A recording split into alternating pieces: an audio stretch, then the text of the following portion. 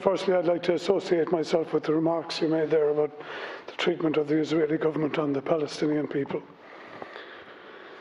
The commitments made to our national recovery include one of the largest tranches of capital investment ever announced in this state. €10 billion on capital projects this year, with government projections indicating upward momentum in capital spending, with an additional €15 billion to be spent by 2025. This is great news, Taoiseach. Great news for every child in substandard classrooms, every patient in substandard hospital settings, commuters on substandard infrastructure. This money must positively impact every Irish person. Getting to this position is a political and social achievement brought about by national sacrifice, seen through a decade of financial hardship and hard choices accepted by our population.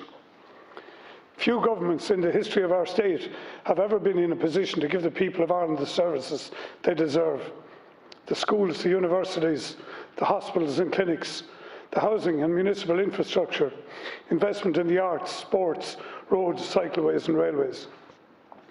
Indeed, few governments have also had the ability to so positively address the challenges that climate change is presenting to our society and ultimately to our economy.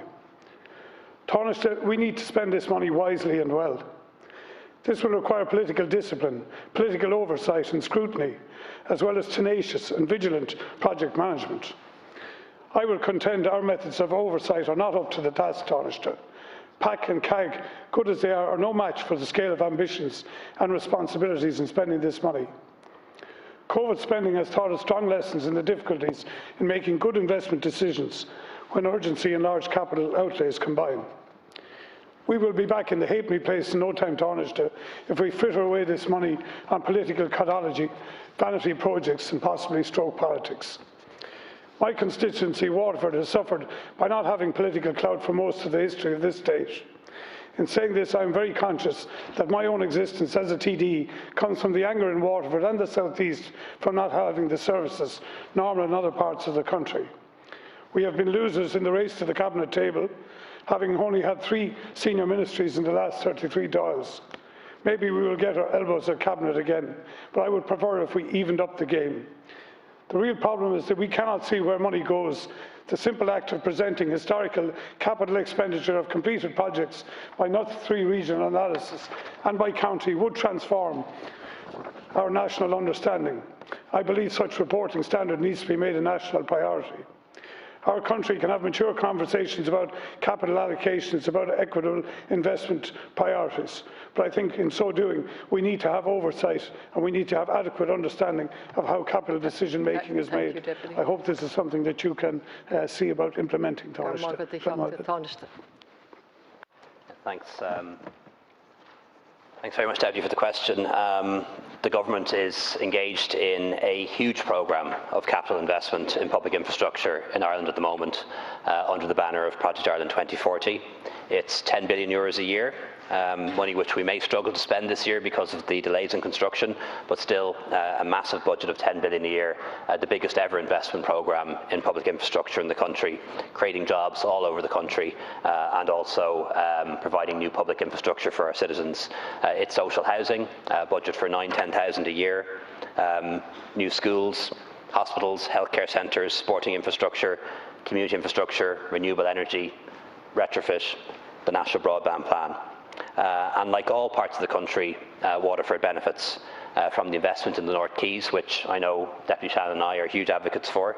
The investment in University Hospital Waterford, the Dunmore wing now open, the second cat lab at long last under construction, the National Broadband Plan of particular benefit to rural parts of Waterford, the Greenway built, a huge asset, and in the not too distant future, the Technological University of the South East centred in Waterford City.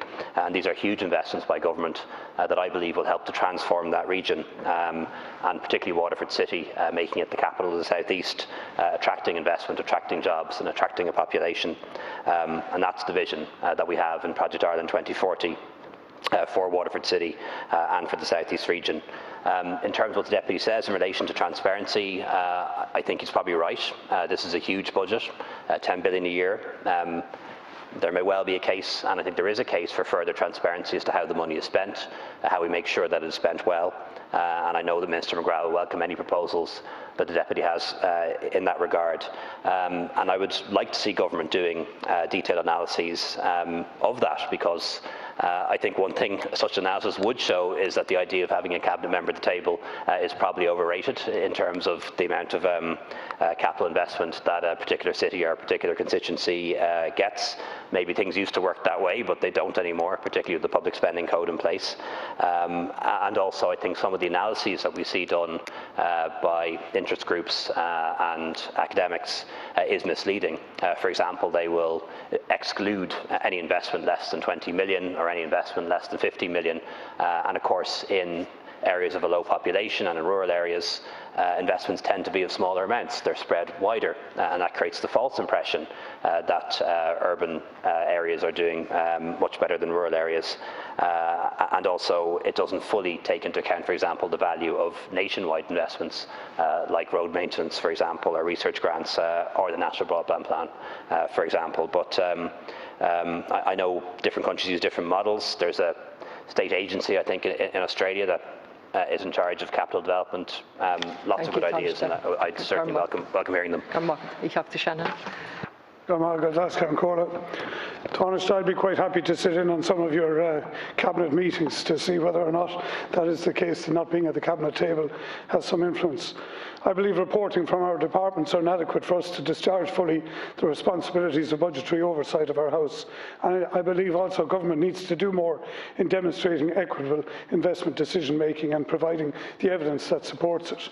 I point out to you that Dublin has a quarter of the population of the country, and yet it receives approximately half of all capital investment in the state.